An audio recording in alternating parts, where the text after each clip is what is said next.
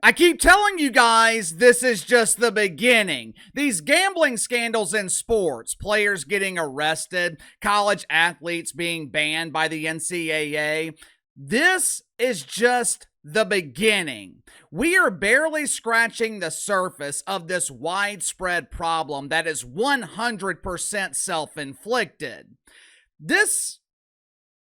This is the last thing you want to see for Major League Baseball. You're coming off a phenomenal season, 2 phenomenal seasons back to back. You're coming off an amazing World Series.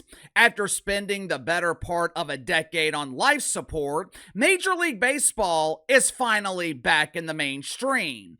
After years of negative publicity, years of declining ratings, you are finally receiving positive coverage.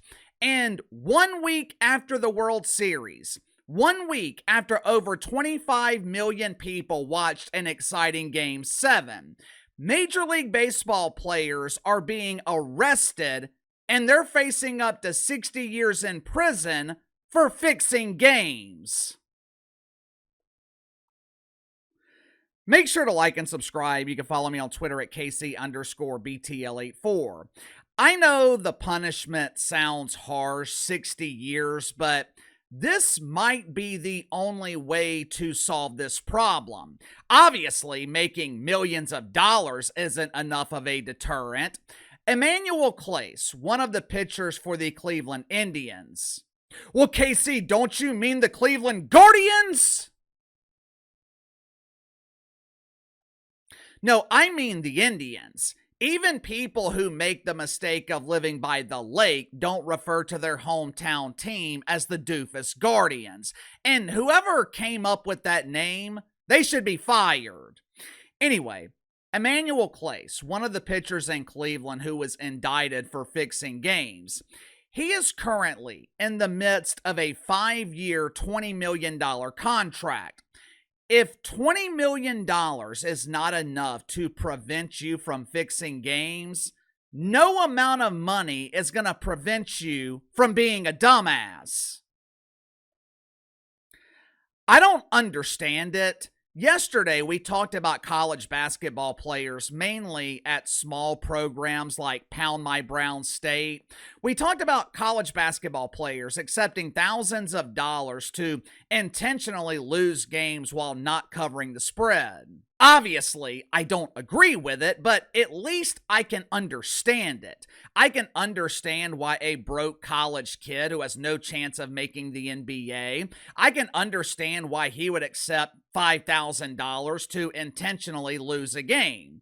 What I can't understand, what I will never understand, is professional athletes making tens of millions of dollars, risking their career over $12,000. That's what Emmanuel Clase and Luis Ortiz were paid to fix games or fix individual prop bets. A measly $12,000. Someone please make it make sense.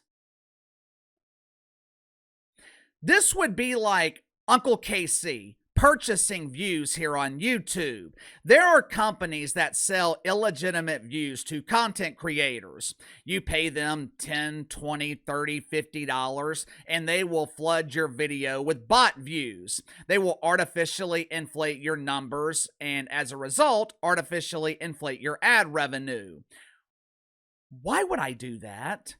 Why would I risk my income over a temporary boost in views and revenue? It's not worth the risk. Not only is it not worth the risk, the views from bots tank your analytics. You're basically paying to destroy your own channel, which is exactly what keeps happening in sports.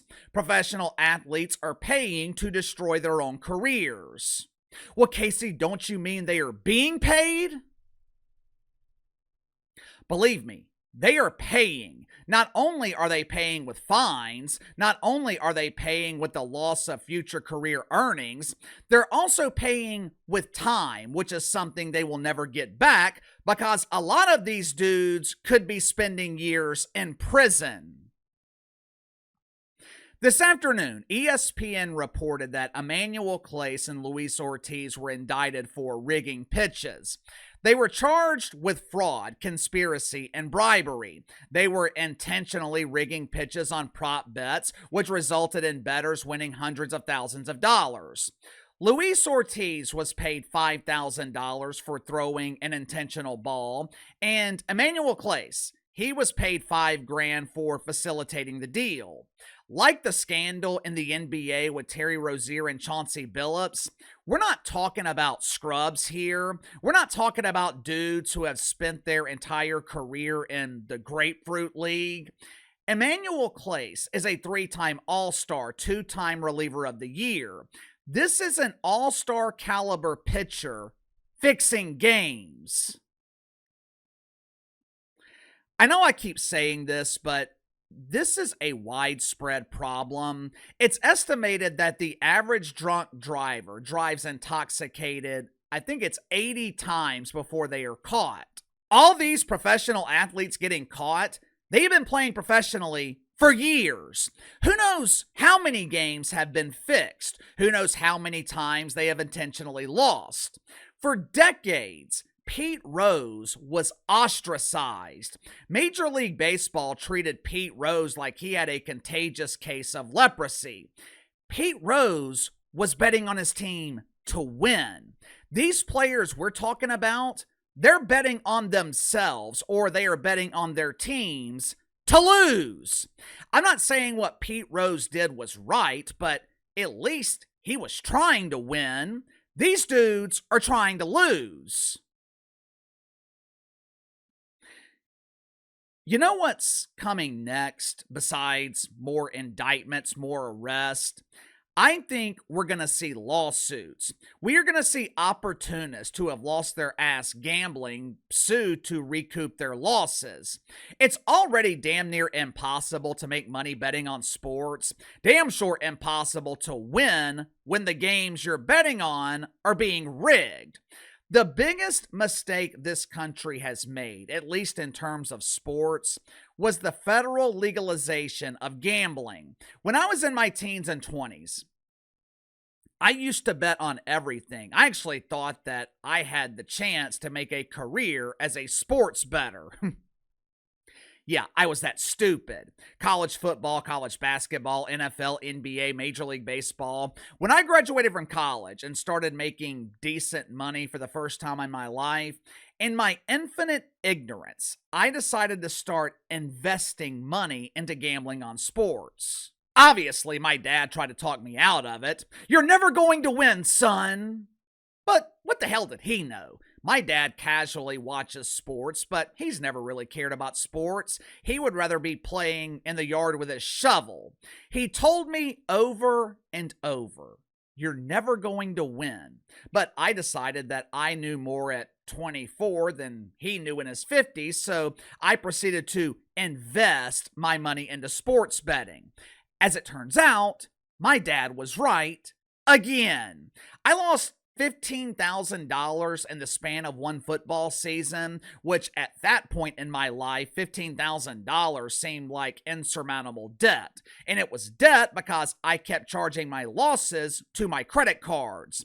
But believe it or not, the struggle to pay off that debt, that's not what opened my eyes to the disease of gambling. What opened my eyes was the 2 years me and my friend ran an online sports book.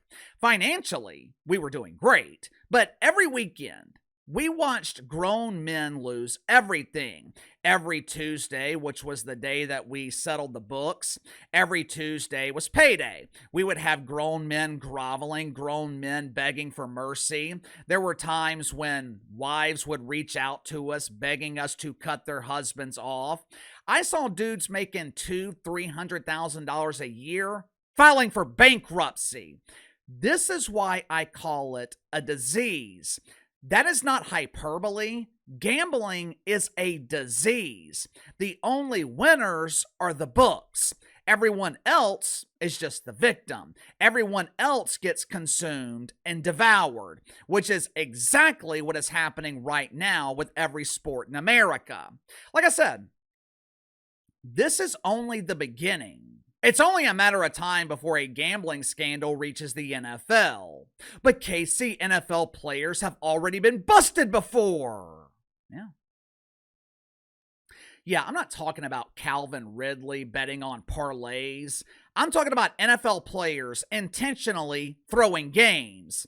It's only a matter of time before it reaches the PGA, UFC. Hell, the only thing safe right now is the WWE, and that's only because their performers are encouraged to lose intentionally. We have been talking about this for a couple of weeks now and how there seems to be no solution to the problem. Several years ago, every major sports league in America embraced gambling. And once you allow yourself to become infected with the disease, there is no cure. Major League Baseball can claim all they want that they initiated and cooperated with this investigation. The NBA can claim all they want that they are doing their best to regulate it. There is no way to regulate gambling. There is no way to prevent players from getting involved. At this point, the only thing you can do is come up with some sort of a deterrent. Clearly, making tens of millions of dollars is not enough of a deterrent, but maybe, just maybe, decades in prison will be. If I'm Rob Manfred or Adam Silver, I am begging the federal government to make an example of the players who were indicted. Now, maybe 60 years in prison is too much. Maybe that's too harsh. Maybe 10, 15 years would be more appropriate. But you just got to come up with some way to prevent this from happening again. You can't have the integrity of your league being questioned. So far, there haven't really been consequences in terms of viewership, but why would people keep watching if the outcome of games are predetermined? Why would fans keep watching if the games are being rigged? Now, on the other hand, maybe people don't care. Maybe we have become so desensitized to corruption people don't care. Maybe fans will keep watching knowing that the games are fixed. I don't know why you would risk your money betting on it, but people bet on WWE knowing it's orchestrated. Sound off in the comments below. I'll see you guys tomorrow.